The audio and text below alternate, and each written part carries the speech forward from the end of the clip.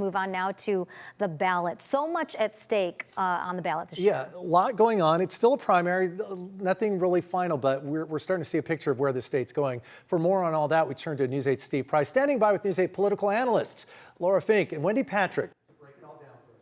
Yeah, the big question, what are the surprises we are seeing out there? You guys were just talking about the 48th district. Let's go ahead and talk about that a little bit. I don't think a big surprise that Jim Desmond is doing so well. The question was who was going to be that second person. And Amar Campa-Najjar, I mean, this is his third run for Congress now. A lot of money behind him. Not doing that great in San Diego and quite frankly, doing even worse in Riverside County. Laura, what is your thought as you see those numbers? Marnie beat him. She went head-to-head with him. She beat him on policy positions. She secured some key endorsements. She neared the threshold of 60% to secure the Democratic Party endorsement, just missed it, and then went out into the field and ran her race. You got to give her credit. This is a commanding lead, and she secured her victory tonight, and it was hard-won. You know, Wendy, we saw the redistricting happening. Jim Desmond's doing very well. So, you know, will this redistricting work the way people think it's going to? Well, this is a year that we're going to learn the answer to that in several different states, and no doubt perhaps several more between now and the midterms that are not held up by legal battles. I just think it's interesting. Some of them have been challenged, some haven't, and it's going to be fascinating to see the extent. Yes, it'll matter, but will it really matter enough to be able to change the balance of power as much as anticipated? I don't know the answer to that, but we are one of the states that's going to answer that for the rest of the nation, that's for sure. Okay, San Diego, since I've been here for almost 30 years, we're kind of creatures of habit. If you're an incumbent, you're usually looking pretty good, which makes me kind of turn an eye with the City Council District 4. Henry Foster, Laura, I mean, it's neck and neck, but he is by no means running away with it at this point. He's in second place, by a few votes. It's very rare for an incumbent to come out of the gate, even on the first set of ballots, and be behind.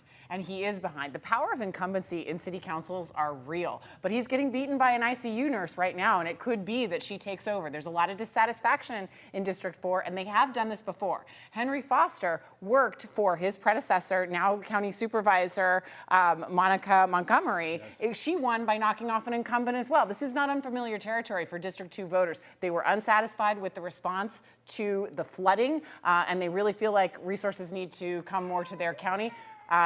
Henry Foster's opponent made the case. Yeah. Okay, let's go ahead and talk about the governor's race. Very interesting numbers. I mean, we are seeing Steve Hilton and Xavier Becerra go back and forth, here all across the state. Is Tom Steyer still in this race, in your opinion, Wendy? Well, I'm going to say something really nice about him this time. He is a nice man, and he's got some great ideas. But apparently, if you just look at the percentages, it wasn't enough to bring him to the two front runners. And I'll also say I found it significant that Gavin Newsom has not endorsed in this race, where he did endorse in the LA mayor's race. He endorsed Karen Bass. It's also interesting that when Katie Porter was in the race, that's why I said I thought she would have done better, we've never had a woman California governor. Yes. And I just thought, her debate performance was good. She had some zingers both in the first debate and the second debate. I really thought that was going to carry her farther. I don't think the fact that we haven't had one doesn't mean we're not going to, but perhaps the voters just thought it wasn't going to be her. So with all of that said, I'm not surprised those are the two front runners. I am surprised how far we've come from the beginning when it was the two Republicans that were in front. And I've said in the past, I thought that was due to the debate performance, Donald Trump's endorsement, and also just sort of generally the policy programs that both of them have had. Now, early in the governor's race, the feeling was there are a lot of Democrats in this race. Some of them need to drop out, the ones who were kind of lower on the scale. Xavier Becerra, honestly, was not one of the front runners. Nope. Then Eric Swalwell drops out. And what did Xavier Becerra do right, Laura, that got him the lion's share of Swalwell's votes? He was ready when the call came.